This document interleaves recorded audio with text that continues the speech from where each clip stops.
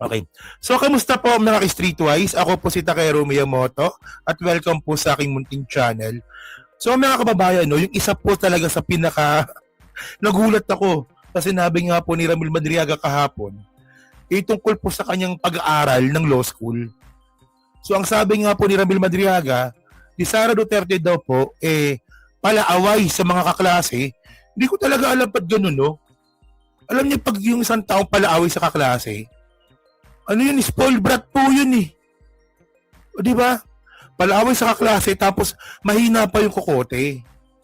So ngayon, nagkaroon daw po na kaibigan si Ramil Madriaga na ito nga po si Attorney Kilala na nagkataon naman po na teacher ata dun sa eskwela pinapasukan ni Sara. So nailakad. Oo. Pero by the way, no, speaking of spoiled brat, ito naikwento ko na to sa sa inyo eh. Alam nyo, no, may ugali talaga spoiled brat yan si Sara. Kasi may nagkwento sa akin. May nagkwento sa akin. No, dati siyang DDS. Na ngayon medyo close na kami ngayon. Na nag-away kami minsan, some beses, di ba? Pero ngayon close ko na siya ngayon eh. So merong pagkakataon pala no na itong si Digong. Pero nagkwento ko na to, alam ko eh. Ako lang kung naalala nyo. Merong pagkakataon na itong si Digong pala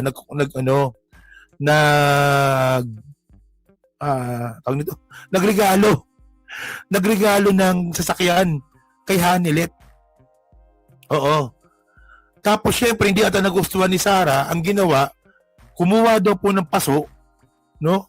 Tapos binato ng paso yung kotse. Spoiled brat niya eh. Di ba? So, ewan ko lang kung totoo yun pero kwento niya lang sa akin yun. Di ba? Pero, syempre, sa kalidad nga po ng utak ni Sara na mahina yung kokote, posible niyang gawin yun. O, di ba? O. So, sabi dito, no, sa Inquirer to Sara Duterte slams House Probe Defense. Alam nyo, no? Ganito yan eh. Sa dinami-dami po ng mga sinabi ni Madriaga, ang dami niya sinabi doon, di ba? No, pero ito lang yung sinagot ni Sara. Hanggang ngayon wala pa siya sinasagot, di ba? Tama ba ako? Hanggang ngayon wala pong sinasagot si Sara. Doon sa isang oras na mahigit na pagbasa nga po ng supplemental affidavit ni Madriaga. O, di ba? Sa isang oras mahigit yun na pagbasa ni Madriaga ng supplemental affidavit niya, wala pa siyang sinasagot. Ito lang. Tungkol sa kanyang pag-aaral. So, ibig sabihin nun, dito siya nasaktan. Hindi nga, di ba? Gaganon yan eh. Kasi kunwari, for example, ang daming bintang sa'yo. Sige lang. Di ba? Sige lang. Di ba? Sabihin mo na lahat. Hindi ako affected. Pero dito siya talaga sumagot. Kasi nga, affected. Oh. Ang target ng mga DD si Madriaga, ano yan? Natural yun. Oo. Natural yun. Talaga. Vice President Sara Duterte. So actually, report ng Inquirer yan. Okay na yan. Wala tayong panoorin yan. So alam naman po natin, no, na ito yung parte ng affidavit ni Madriaga. Sabi niya dito, I got close with Attorney Ryan. Si Ryan kilala nga po ito, no? Who was previously a professor of Sara and former associate dean. Dean pala siya. So sa San Sebastian Law, tama ba? San Sebastian Law. He shared with me that Sara was not particularly good in school. So boba nga, no? Obvious naman eh. Di ba, kung boba si Sara dati, di ba, kita nyo naman hanggang ngayon eh. Boba pa rin eh. Di ba, boba pa rin, di ba? Oh.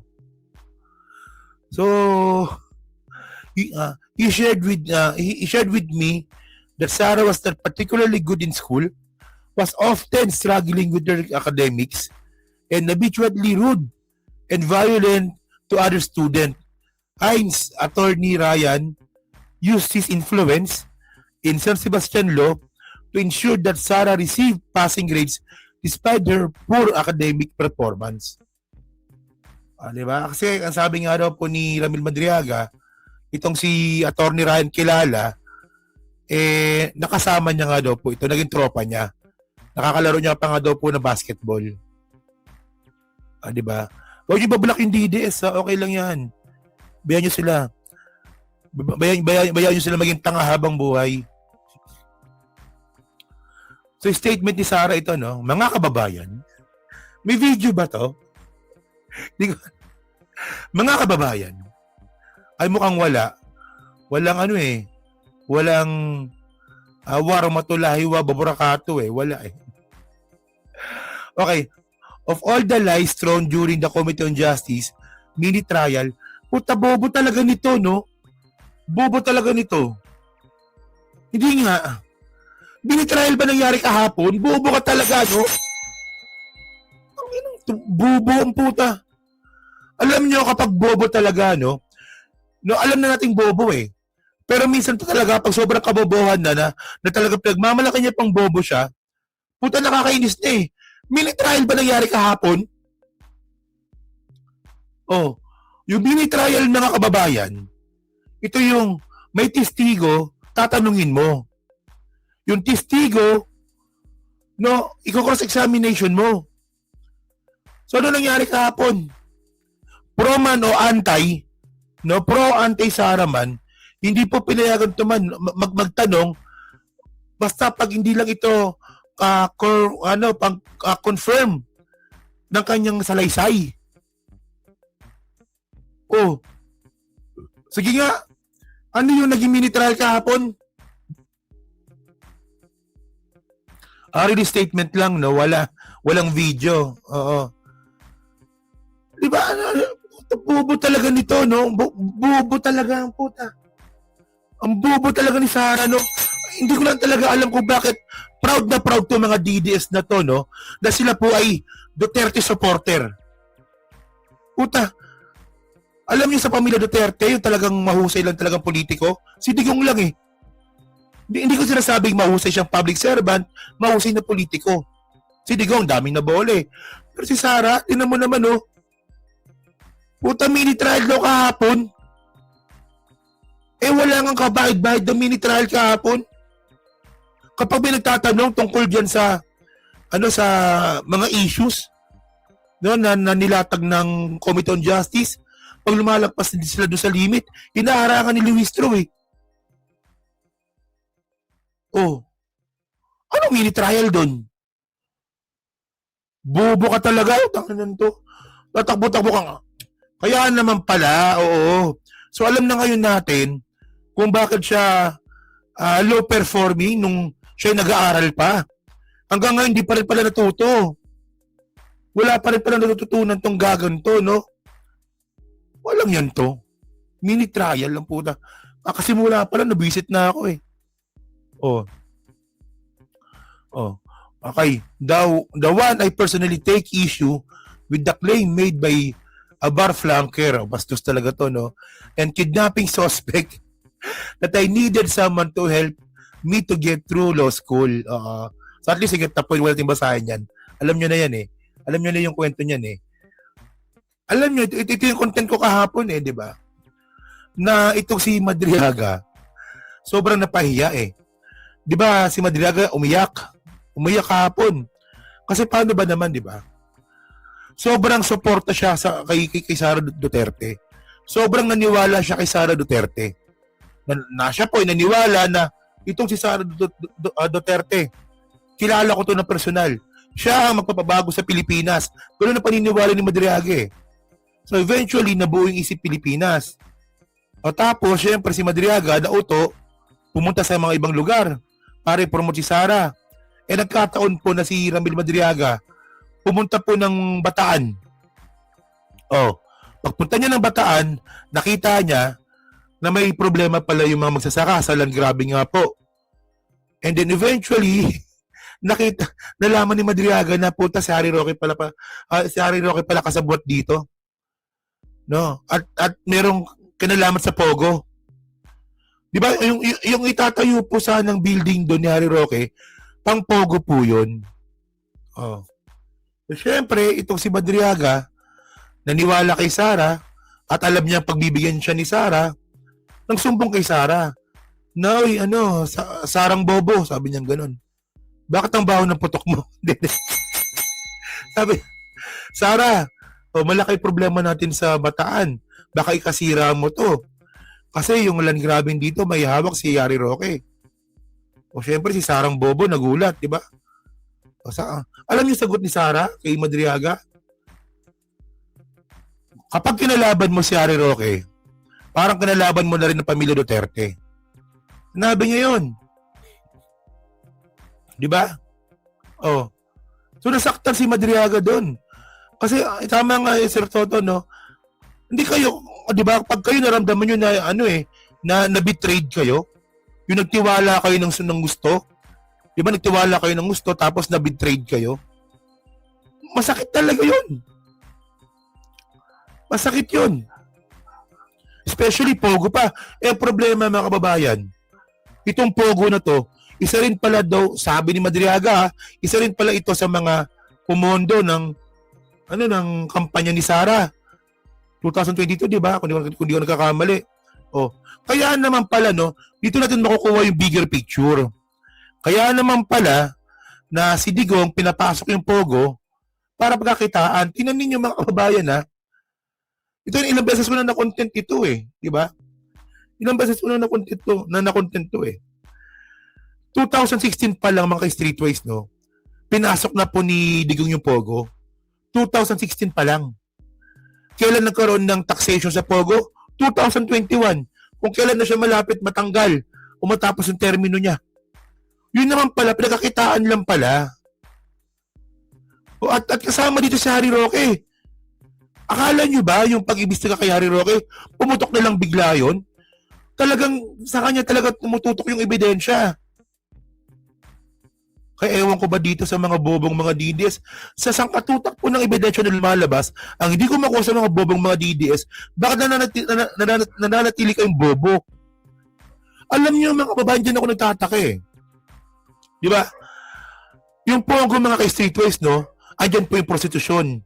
Andyan po yung money laundering. Andyan din po yung human trafficking.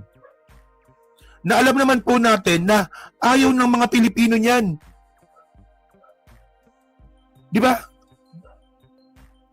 Ayaw ng mga Pilipino yan. Yung mga human trafficking na yan, yung mga prostitution na yan, yung mga land grabbing na yan, ayaw ng mga Pilipino yan. Pero nung naupo si Duterte bilang presidente, naging okay na sa kanila. Di ba?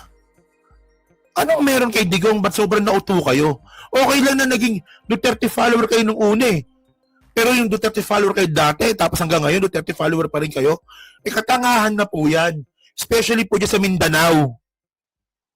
Kaya ka Mindanao, ang tanong ba, nung si Digong ba naging presidente ng Pilipinas, napaunlad niya ba Mindanao? Yung inaasahan ninyo na na autonomous ng Bangsamoro, nangyari ba kay Digong? Pinangako niya yan Hindi nga napaunlad ni Digong yung Mindanao Tapos ngayon, gusto niyo pa maging presidente si Sara na mas bobo pa kay Digong? Ayan tayo no? Sobrang okay nga magmura Hindi pa ganito yung topic, di ba? Kamura-mura naman talaga Mapapamura ka sa kabobohan ng mga DDS Kung proud pa talaga sila, taga Mindanao kami. Mahal namin ng mga Duterte. Puta, napayaman ba kayo ni Digong? Sa Mindanao ba may Pogo? Dapat sa Mindanao na lang pinasok yung Pogo, no? Di nga. Sana yung Pogo, sana sa Mindanao na lang nilagay. Kung saan maraming taga-suporta si Digong. Di ba dapat doon na lang? Kung natin magsa-survey dapat,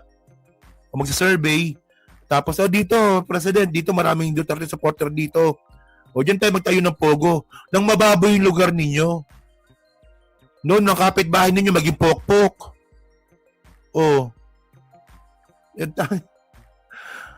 Para yung mga mayayaman sa Mindanao, i-kidnap for ransom. Ewan ko sa inyo, tatangan nyo, di ba? So, by the way, nalayo tuloy ako, napunta akong Pogo bigla, no? So, ito yung statement niya, no? So, sabi niya dito, Madriaga in his cohorts in the, tinan nyo, pinapalabas talaga ni Sara, no, na kasabwat ni Madriaga yung mga taga-Congress. Ang gago talaga, no? Gago talaga. Okay. Do not come close to my capacity to achieve result with very little effort because they cannot even weave a believable lie because hindi mo naman pala kayang makapag-weave ng believable lie. Ba't ka pa sumagot? Tanga ka pala eh. Wala, di nila kayang gumawa ng ng makatotohanan ng kasinungalingan. Eh, ba't ka pa sumagot? Oh. Mga kababayan, this mini trial in the Committee on Justice is true to form for some of its members. Abuse and corruption, walang kwenta talaga, no? So, alam niyo, mas maganda pang pag-usapan yung yung statement ni ni Raymond Palad eh. O, di ba? Ginan niyo yung pagiging sarcastic ni ni Atty. Raymond Palad, no? Ginaya niya yung tawag dito, yung ano ba tawag dito? Headings ba ito tawag? Basta parehas eh, yung yung kalimutan ko na tawag dito sa may tawag dito sa corporate, nakalimutan ko na tawag tuloy dito. Basta parehas, kumbaga sa papel, parehas ng papel, di ba? So, ito yung statement nga po na Atty. Raymond Palad. Sabi niya dito, okay, to refer to those who do not pass to the bar examination as bar flunkers is not only needlessly insulting, it's a remark that demands thousands of examinees as well as the patient, as well as the parents. Tama naman. Parents, families, and loved ones who stood beside them through years of sacrifice, prayer.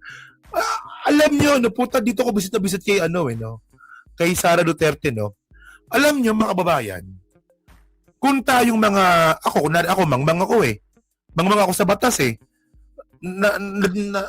Natututo lang ako sa batas kapag may content na kailangan pag-aralan.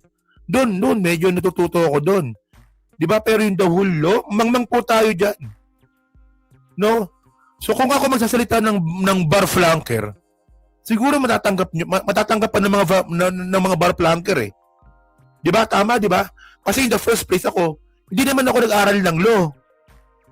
Oh, pero si Sara Duterte talaga napaka-insensitive ng putang inang yan eh. Tingnan nyo mga kababayan, wag po natin binabastos yung mga bar flanker. Actually, ngayon ko lang naintindihan yan Wag po natin binabastos yung mga bar flanker, yung mga nag-aral ng law, kung hindi naman tayo inaano. Well, si Joey Cruz, okay lang tirahin natin yan kasi bukod sa mabaho, bastos pa. Oh, kasi mukhang bar flanker naman talaga yon. Pero, tinan nyo. Isang estudyante, nag-aral ng law.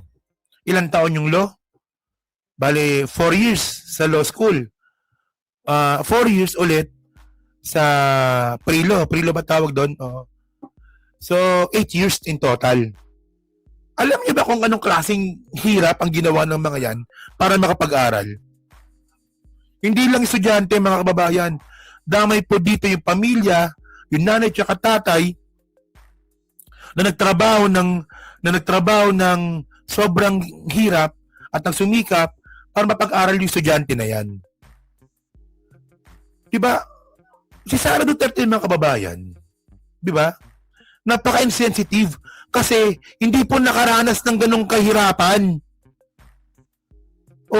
Bilang isang abogada, napaka-inappropriate na tawagin mong bar flanker ang isang tao. Kasi naghirap din yung katulad mo. Hindi lang sila nakapasa. Parang lang yun mga kababayan parang pagsapak ni Sara doon sa sheriff eh. O diba? Yung pagsapak ni Sara sa sheriff, mga ka-streetwise, no? Napaka-inappropriate din nun. Alam niyo kung bakit? Kasi po yung sheriff, sumusunod lang po yan. Diba? Sumusunod lang po yan sa sa utos ng judge. Tapos ikaw abogada, sasapakin mo yung sheriff. Eh, gaga nga. Oh. Ay, alam nyo, no? Nag-umingi ako ng advice niyan kay coach eh. Dati pa yun eh. Ako naalala niya pa. Sabi ko, coach, meron akong bachelor degree Meron akong bachelor degree. Pero hindi naman connected sa law. Tsaka matagal na yun, 2003 pa yun. 2003, 2002, nakalimutan ko. Tagal na kasi. So, pwede ba akong mag-aral ng law? Sabi niya sa akin, sige, ano mo yan? Push mo yan. Kaya mo yan. Talagang, di ba? Talagang, wala lang kasi talagang, si coach talaga, talagang mentor ko talaga yan eh. Di ba? So, yun mga kababayan, di ba? Sabi ko nga sa inyo eh, napaka-insensitive talaga na putang inang Sara Duterte na yan eh. Palibasa kasi, hindi niya naramdaman yung naramdaman ng ibang pamilya na naghirap na para po sa kanilang anak para po makatapos po ng abogasya. Yun nga lang, hindi nakapasa. 3 try, di ba? 3 try, no? Para maging abogada ka, di ba? So, wala, di ba? Napaka-insensitive talaga, no? Puta, kayong mga bobong mga DDS, ganyan ba gusto niyo maging presidente? Napaka-insensitive?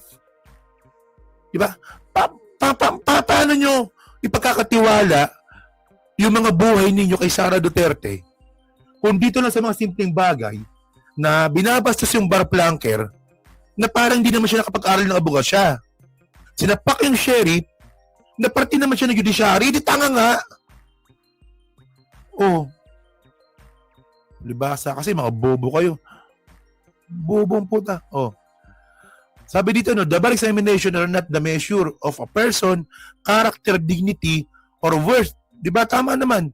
They're certainly not licensed for anyone, least of public official, to ridicule those who fell short. Diba? Bastos talaga to, no? Si Sara, no? Binastos yung mga bar flanker. Gago, no? So, ibig sabihin pala, no? Pag bar flanker ka, no? Wala ka ng dignidad. Paano pa kayo yung mga DDS? Tingnan nyo ha. Para kay Sara Duterte, yung mga bar flanker, wala nang dignidad. Paano pa kayo yung mga bobong mga DDS na mas bobo pa sa bar flanker?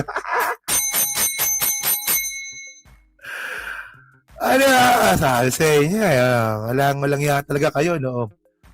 One would expect that a lawyer who obtained as yung GWA of 80% with no decimal at that would understand the accountability is not performed beyond the computer keyboard. Wala pala to no. Hanggang keyboard warrior ka lang pala, Sara eh. Yan yung sabi ko nga sa inyo eh. Sininami-dami po ng mga binanggit nga po ni Madriaga. Baka dito lang po siya sumagot. O gamit pa yung computer. Sabi nga po ni Palad, no, ni Atty. Palad, accountability requires presence. It requires courage, it requires showing up and answering serious allegation directly. Hindi ginawa ni Sara yan. Kayo mga DDS, naintindihan nyo ba to? English kasi, kaya hindi nyo naintindihan. Bobo kasi kayo eh. The Filipino people deserve to hear the truth from their own mouth, not through statement filtered through computer screen. Tingnan nyo ha. Hula ko yung statement na ni Sara Duterte. Hula ko. Scriptwriter pa niya pa yun, yung nagsulat.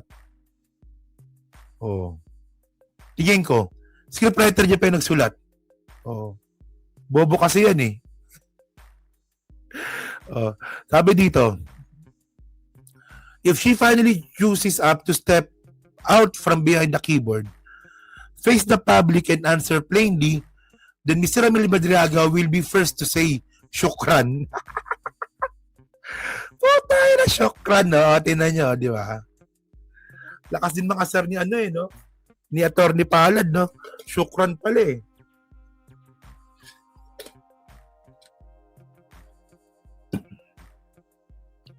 Wala ka pala, syukran ka lang pala eh.